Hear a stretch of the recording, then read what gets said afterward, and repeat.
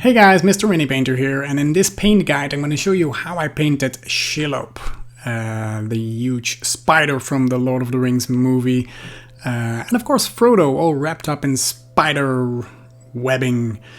And fun thing is that I'm going to show you how I painted actual spider webs. I'm going to show you in the end of the video. I really wanted to make a more realistic version of this Shelob character.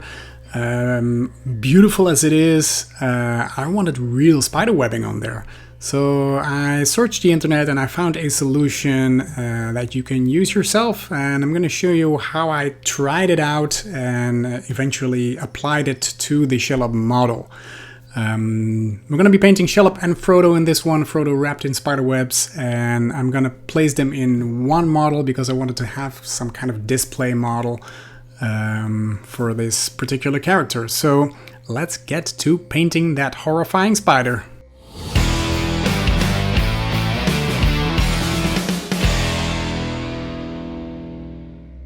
The miniature just placed on the base, I glued it together, which can be easy to paint but harder to reach the bottom, but it's up to you. And I decided to first apply some Astro Granite to the base, which is a Citadel technical paint, leaving this beautiful rocky structure. You can just apply it with this piece of equipment or a toothpick or whatever you have lying around. It's a large surface, so I recommend a larger device to do so.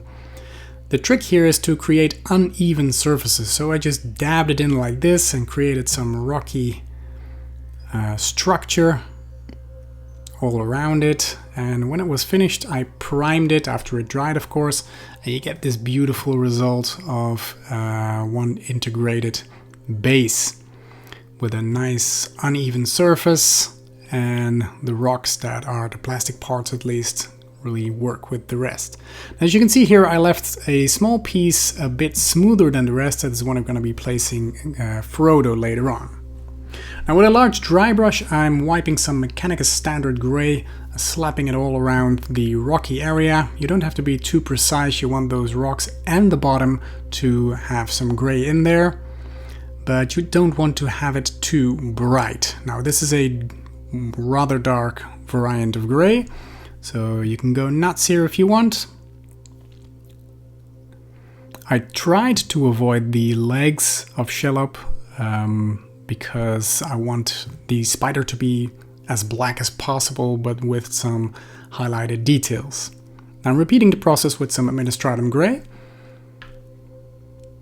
Basically doing the same thing, but make sure that you wipe off most of your paint when dry brushing and highlighting, because otherwise you're just slapping full covers of paint all over it, and that's not what you want. I left the middle of the base a bit more dark because it should be shaded if light were to be coming from above. And finally, a final highlight of Grey Sear to get that real bright sharpiness in those rocks. And we're going to be adding some color to the rocks as well. Make sure to let this layer dry before you continue. And I decided to do the rocks first because if you accidentally touch Shelob, then you have to paint her all over again. Now I'm adding some color with some different shades, and I used some Seraphim Sepia, but you can use Agrex Earthshade as well if you want.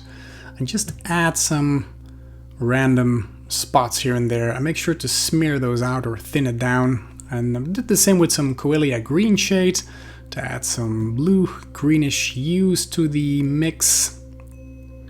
It really works with the eeriness of the model, I think. And in the end, some Athonian Camo shade as well, to get in a more brownish green look, to make the stones look more weathered and maybe a bit moist. And that's it for the base. Now with some Administratum Grey, I tried to paint in all of the edges on the legs and body of Shelob. What I did here is that there are some of those dividing parts on the legs where the joints are, and I just added some tiny white line to all of them, just to emphasize some of this model, because I want to leave the spider more or less black.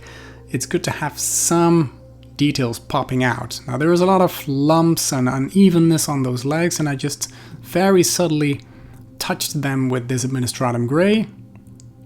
And of course those lines I mentioned before makes for a nice end result. I then took some Storm Vermin fur and very gently dry brushed the surface, the top part of her body, just to have a tiny bit of color in there without turning away from the black. So make sure that your paint is practically off your brush. I did the same with some Administratum Grey, also to add some details to the unevenness of the body. And again, wipe off most of your paint. It's better to go over it 10 times than one with too much paint. And you can see those details coming out already. Make sure to do this on the fangs and all the sharp parts as well. Now with some corn red, I painted the well, disgusting face that is here. Make sure to leave some of that black shining through. It really adds to the detail of this model. And check out your box art to see up to where this should go. Basically it is up to you, of course, but I wanted to resemble the original as much as possible. Now with this corn red, I'm picking out some details here on the face, also a tiny bit on the bottom here. And there is some speckled area on the back, on the larger part of the body, for which I used a large old dry brush and just dabbed it on to have some glow there. And then with a tinier brush, I just speckled some of those details on the back to create that red look. Now with a tiny brush again and some Buckman's Glow, adding some highlights there, add some extra color and on both places. So the back here, just stipple something on, and I also did that to highlight the face, so to say, of Shelob. You can do so with a dry brush as well, as I'm doing here, but again, make sure that most of your paint is gone, and I don't want to destroy the stippled effect. So I want to have both, so kind of a vague layer over my end result, but still have those tiny details there. Now for the brown part, the swollen or nests or whatever it is, I'm using some XV88, which is quite bright, but I really wanted them to stand out from the rest of the body. There are some parts on her head here as well.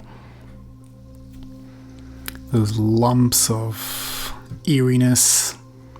We're going to tone it down with some Agrax Earthshade to make it darker and to make those deeper parts nice and dark, so you get some color differentiation in there.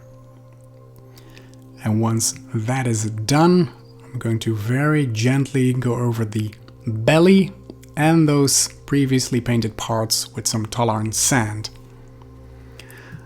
The belly I just touched a tiny bit just to have a little bit of color in there and suggest a softer belly than the harder scale of the outside of her body.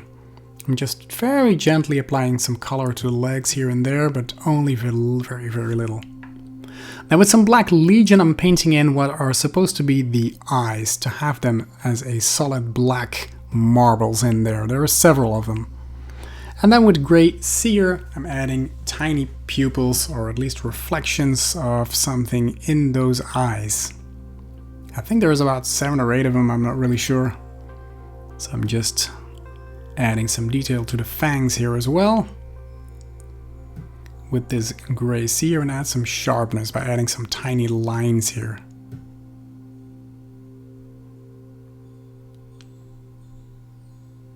I'm doing the same on the back here, those 2 fangs, and of course the large needle with which she stings Frodo. You can see it here on the bottom.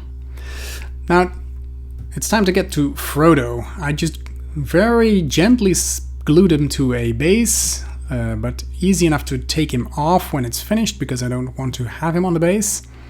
In the end, I'm using some Carrick Stone to paint the entire body. In the movie his face is still visible, but with this miniature it's not, so I just painted everything.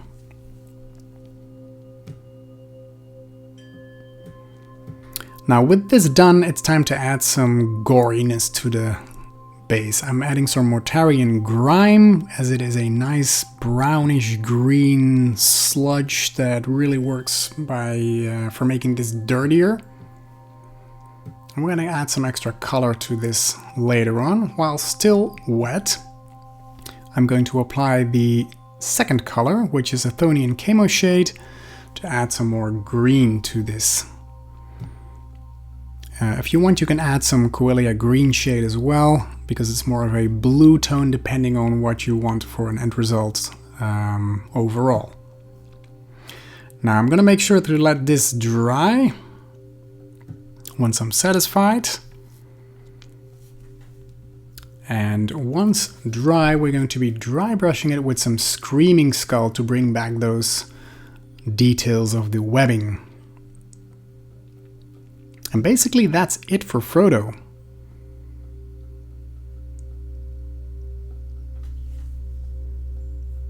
You got a beautiful mummified spider-webby ready Frodo. I'm gonna take him off the base now.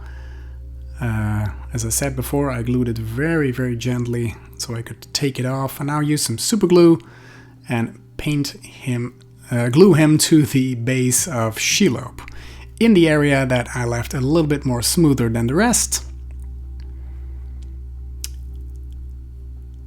It's probably going to be somewhere here. I'm just trying it out first, and now adding some glue to my model.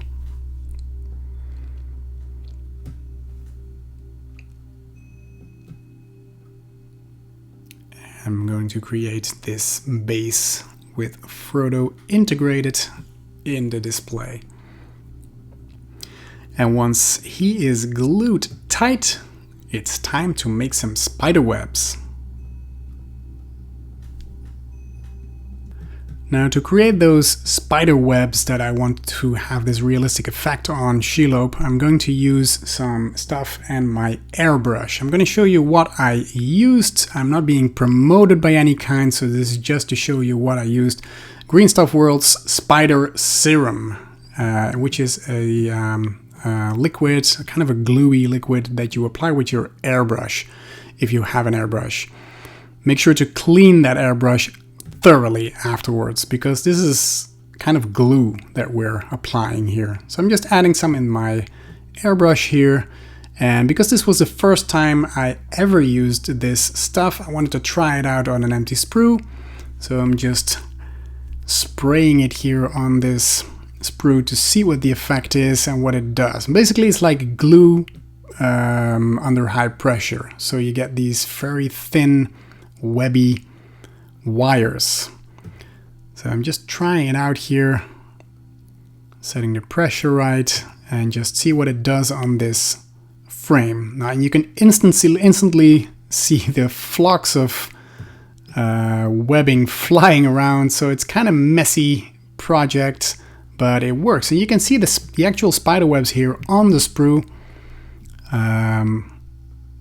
And it really creates these spider webs. Now the trick here is to not go over it too many times, because when you use an airbrush, of course, you apply pressure and a lot of air, so you kind of blow them away as well. But this is the end result. I'm just adding some more here and there and kind of position those webs where I want them to be. You can still see flying webbing all over the place, so it was a messy process, but I really love how she turned out. These spider webs, they really add to the realism of this display, of this model. And I also did some on Frodo to kind of integrate the webbed body to the rest of the model with actual spider webs. So I'm just adding a little bit more here, and there she is, Shelob in all her glory and spider webbing. I really love how she turned out, and these webs really add to that extra tiny bit of detail. If you like this kind of content, please consider subscribing to my channel, as I'll be making a lot more videos like this, and also consider checking me out on my Patreon page, as I'll be painting a lot more and different games there as well. For now, thank you so much for watching, and I hope to see you in one of my next videos. Bye bye!